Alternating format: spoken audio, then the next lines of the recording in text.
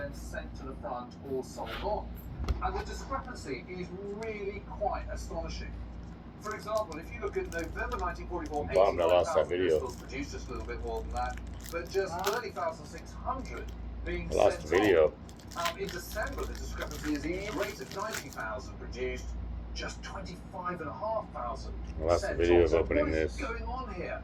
Well, what's happening is that the pistols are being produced, then they're being tested, and then they'll be sent back, and the whole thing would be completely disassembled and inspected again. And even if there was the tiniest flaw, Love opening either jetpacks. that part would be removed or the whole thing would be melted down and they'd start again. It is ridiculous over-engineering and over-attention to detail, and particularly this late stage of the war. It's just astonishing. And I'm afraid to say, it's not just I don't even know what I'm related looking at to yet. pistols. It's a whole host of other small arms too.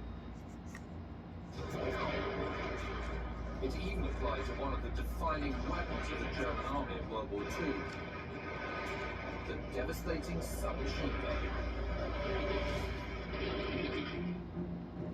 This is the Maschino Pistola, the submachine gun known to the Allies as the Schmeisser. In its various models, it was to prove one of the most effective small arms of the entire Second World War. So this is the MP40. You can kind of either aim it, it's very balanced, or you can shoot it from the hip, sort of spray and pray as it was known. But this is close quarter stuff. It's like a pistol. I mean, the ranges are, very, very small. This is house clearing, that kind of thing. That is when you're using this weapon.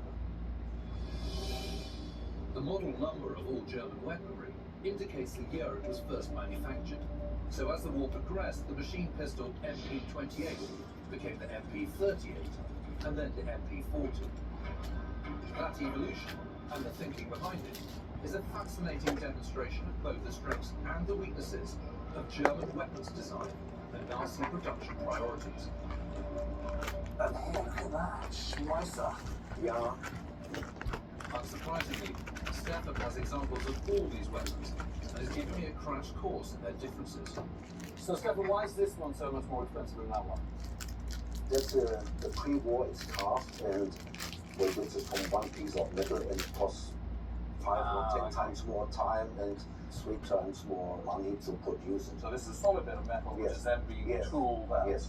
hollowed out, Yes. and the grooves put on. I mean, it's, that is purely for aesthetic reasons, taking out a bit of weight and just to make it look good. Whereas this is stamped metal. Yeah, so mass it's production. mass production, and it's much cheaper to make. I can completely see that. But it underlines that this is just completely pointless, isn't it? I mean, that's you're not going to mass produce weapons like that. No.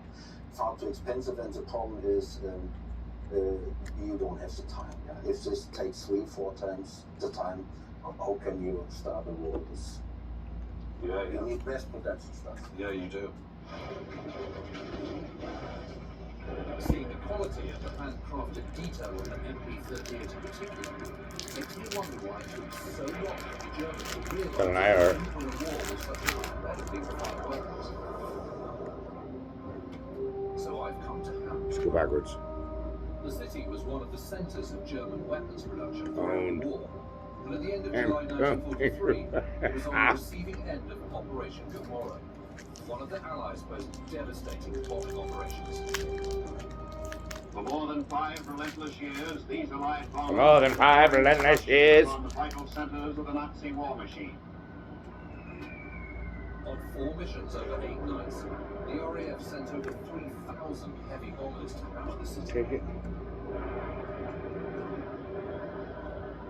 These first pictures of Hamburg reveal the indescribable destruction wrought by repeated air attacks. Come on, your kid's about to get hooked up. 80% of